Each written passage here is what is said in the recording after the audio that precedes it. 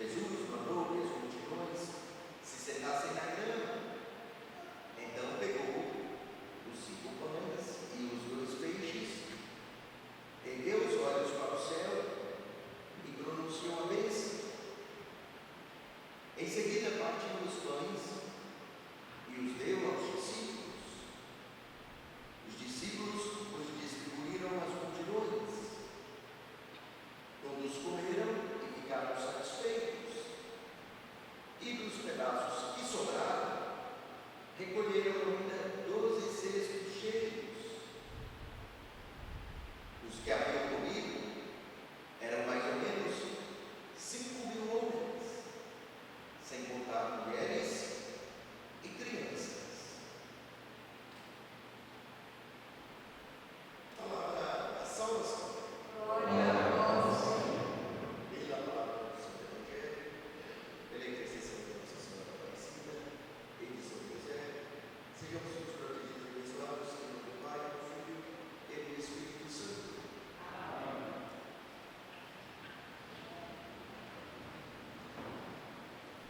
Queridos irmãos e irmãs, à medida que nos adiantamos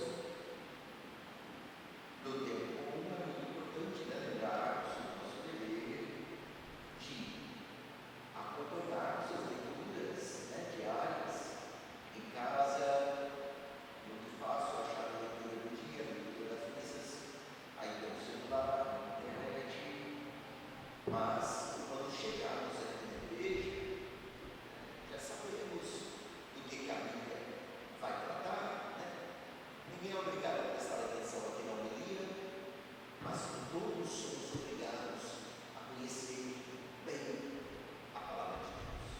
Então, todos têm o texto aí nas mãos, no folhetinho, para nos lembrar desse trabalho que todos nós temos, sabemos, nos guiarmos pela palavra de Deus. Porque a palavra de Deus é muito diferente do senso comum. A palavra de Deus é muito diferente do que todos acham que deve ser daquela maneira. Então, por isso, nós precisamos não há outra maneira de passar a vida, não há outra maneira de chegar à glória, não há outra maneira de receber os sacramentos que não seja conhecer bem, profundamente a palavra de Deus. Então, abrirmos nossas Bíblias em casa, acompanharmos as leituras, termos uma ideia para que possamos ter essa familiaridade com a palavra de Deus. Todos nós, isso é nosso dever. Primeiramente, nós vemos o profeta Isaías, assim como em tantos momentos da Sagrada Escritura, no pão do céu, o maná que cai para alimentar o povo atravessando o deserto. Tantos momentos nós temos essa compaixão, esse amor de Deus que se manifesta na satisfação, aqui representada pela satisfação do alimento. Então nós lembramos também da necessidade da satisfação da alma. Adão e Eva lá no paraíso, eles tinham tudo, eles estavam, como o nome diz, no paraíso, mas ainda assim desejavam a árvore da vida, a vida divina, a vida de Deus, a vida eterna.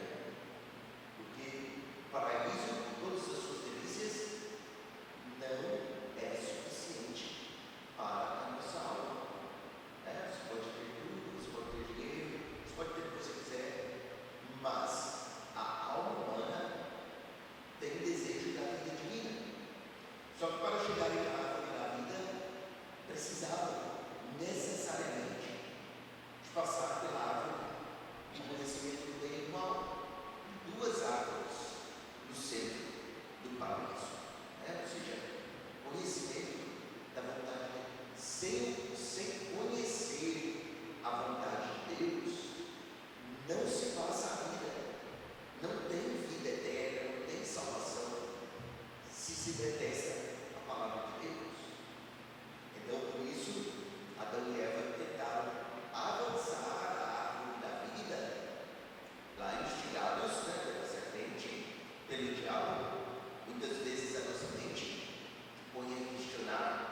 tudo, eles tentaram